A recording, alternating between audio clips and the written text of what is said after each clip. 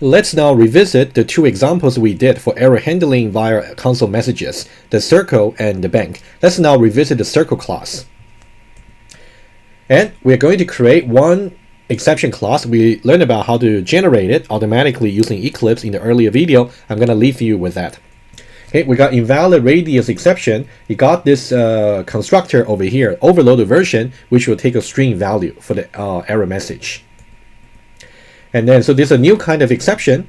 And then, whenever a new object of this type, invalid radius exception is thrown in a method, the caller of that is supposed to actually face the requirements to either specify it or to catch it, right? That's a catch or specify requirements that we have been speaking about.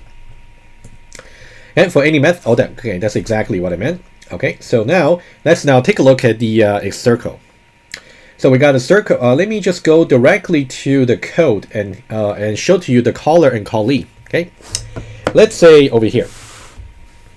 So we have the new kind of exception, invalid radius exception, that's been created, and we got our circle, the callee, and also circle calculator 1. I'm gonna use and show you another version. So let's call the circle calculator 1 over here. Let's now annotate the important points. This is where the radius is actually strictly less than 0. And then rather than printing out something to the console, we want to throw a new invalid radius exception objects. So this is where the invalid radius exception is originated. And in the same method where the exception is originated, typically we do not catch it in the same method. Otherwise, we'll be wasting writing lines of code, as I illustrated before. In this case, what we will do is to only specify it. So you can see this is where we specify it as part of the header. Okay, so this is to specify option for the exception. That means any caller of circle dot set radius is going to face the same choice about either to catch it or to specify it. Let's see. So where is the caller? So the caller is exactly over here. So you'll be circle calculator 1, and then inside the main method. So this is the context for the caller. And we are making this method call over here. c.setRadius over here. So this method, according to its header, right? You can see this is its header. It might throw invalid radius exception. So that is why making this reference over here, we know that we are facing another choice between either to catch it or to specify it. In this case, we'll choose to catch it. Okay. So to catch it, we'll have try and also catch block. So this means we will not have the possibility of throwing the exception objects to the console, right? Remember, that's the version 3 that we spoke about in the earlier example. Okay, let me make a notes.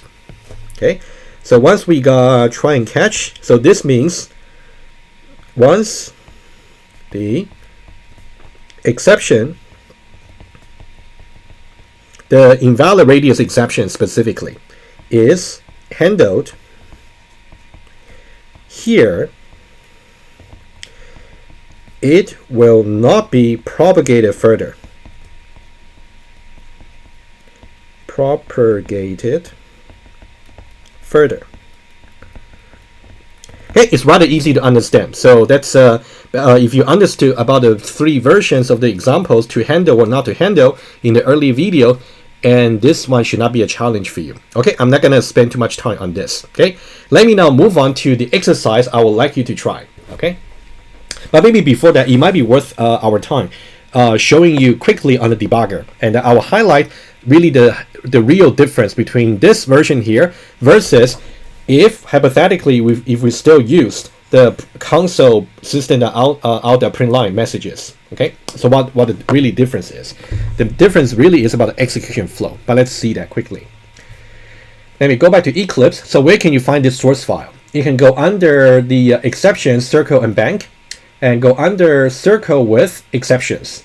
So you will see the new exception here, invalid radius exception, and go to circle calculator 1, right? If you look at circle, so that one has already defined to throw the invalid radius exception when needed. You can also read over the comments I put over there just for your knowledge, okay, for reinforcing your knowledge. Let me go to circle calculator 1, and let me put the breakpoint in this line, 23, right before we execute theta set radius, okay? And then it's gonna prompt us for some radius, okay? Let's now try that. So I can right click on this and debug as Java application. Okay, again, let's not worry about this line. Let's say radius -10. Enter, and then we'll switch to the debug perspective. And we are now over here, right? Right before executing theta set radius, right? For the first run, we know that R being -10 is going to trigger the invalid radius exception from circle.setRadius. So if I say step over here, the normal execution flow will be disrupted. So now in this case, we got 2 more lines to be executed. Will they be executed still? In the case of console error message, as we did earlier, these 2 lines will still be executed. That's why we said the console messages approach is not appropriate.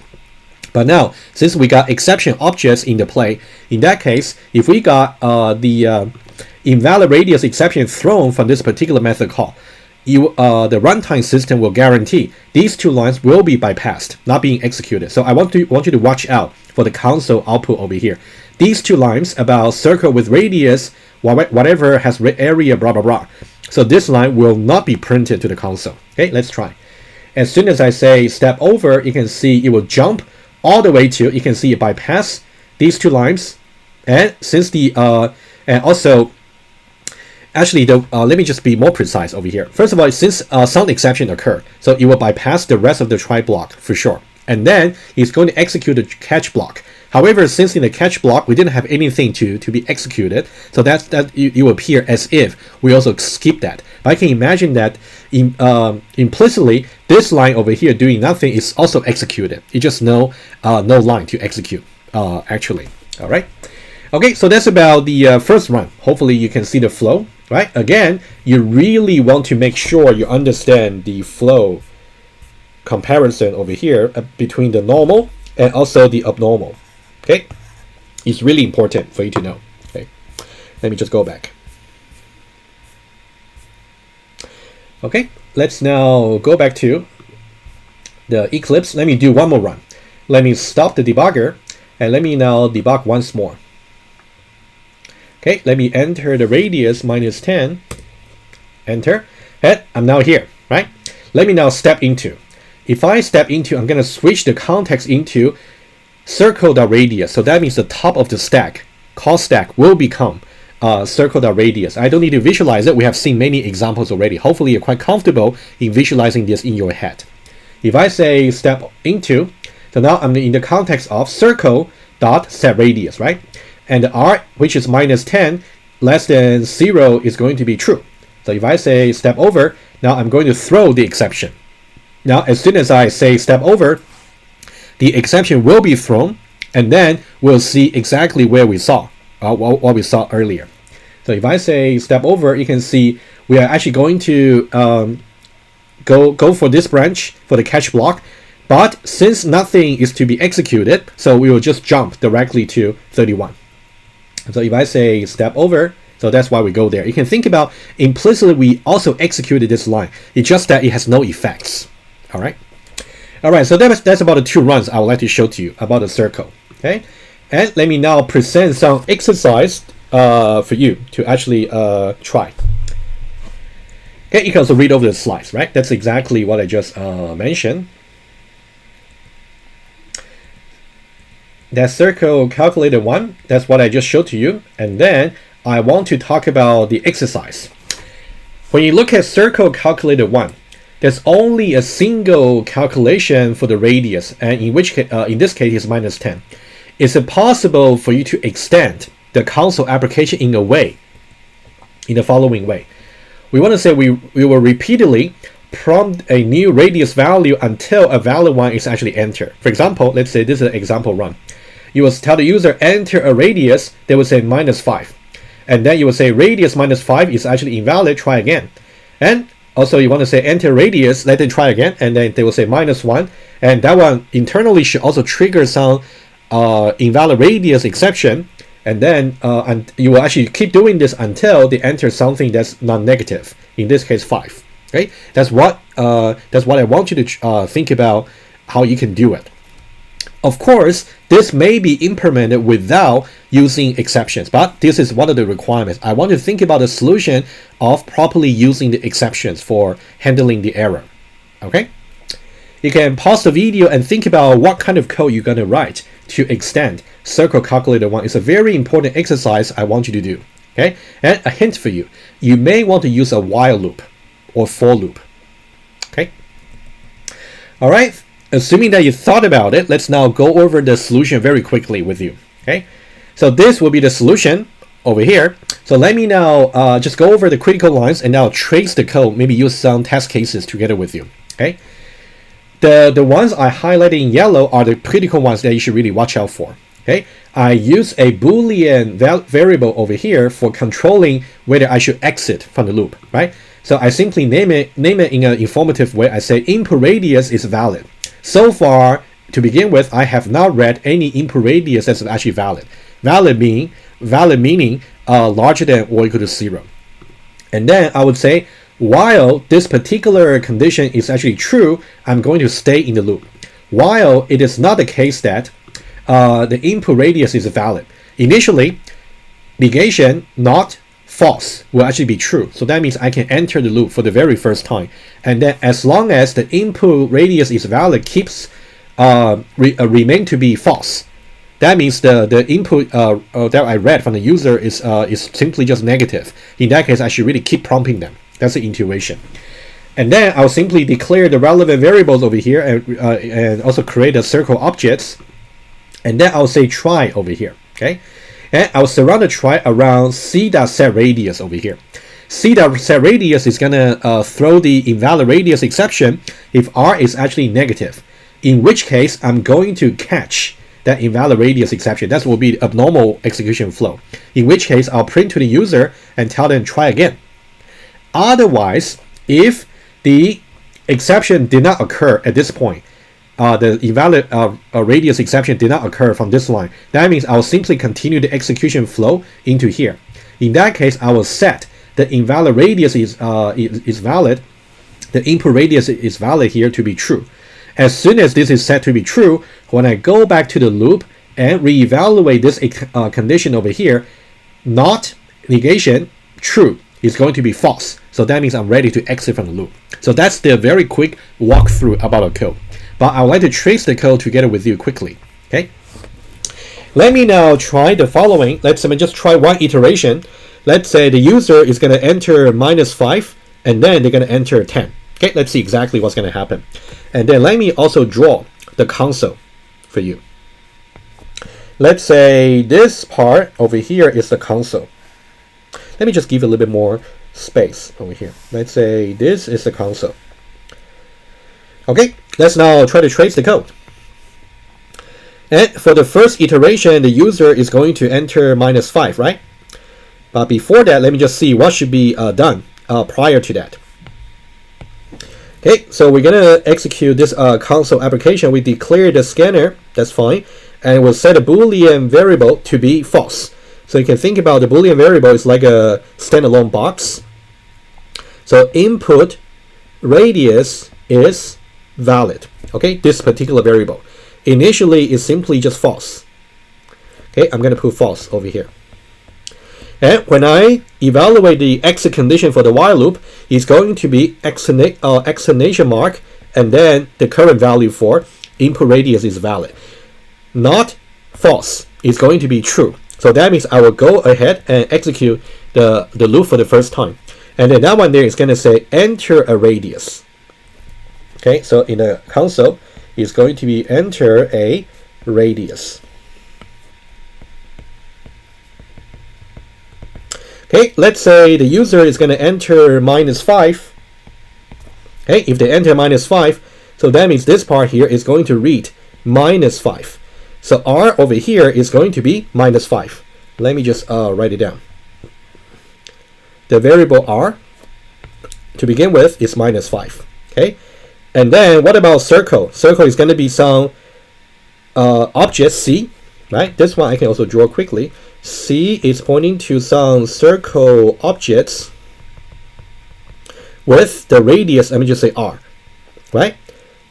And then let's now let's go into the try block. And then when I say C dot set radius over here, right? When I say C dot set radius and then I got minus 5, I know that it's going to trigger the invalid radius exception. Okay? So what's going to happen is as after this is done, let's say after, oops, sorry. So now after this is done, it's going to trigger the invalid radius exception. Okay, that's what's going to be triggered. Okay, and then after this, what should be the execution flow? Well, it's going to bypass everything over here, and then it's going to be caught over here, and then you will print try again. Okay.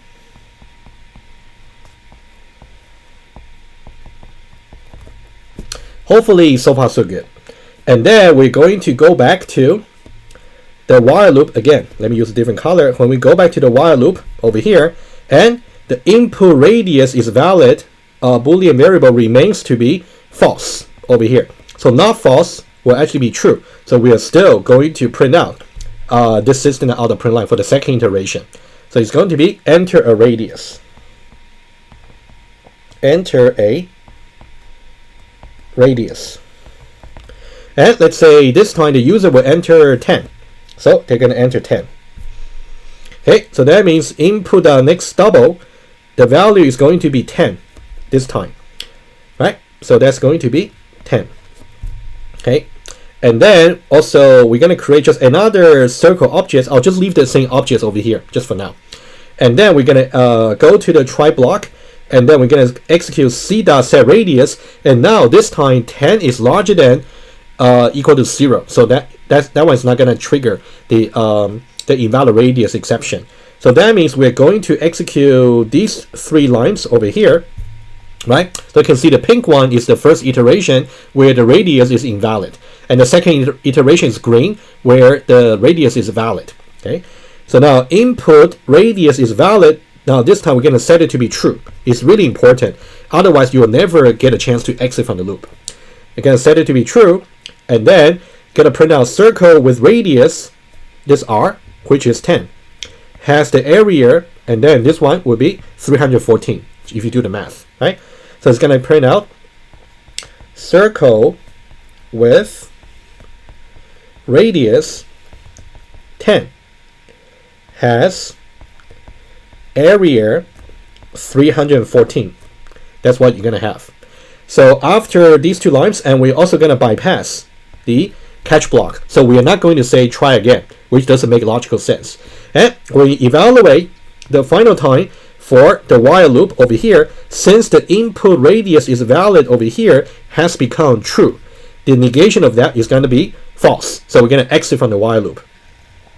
And then we're going to go to the end of the program, right? So that's how the loop actually works. So go over this code very carefully yourself, especially about how to use a Boolean variable to control the entrance and exit for the while loop. That's something I would expect you to actually know for the first year. If you don't know, now is the time to really study this carefully. All right. So that's about the 2 versions of the circle calculator I would like to show you. Let's now go on to the next one for revisit, the bank example.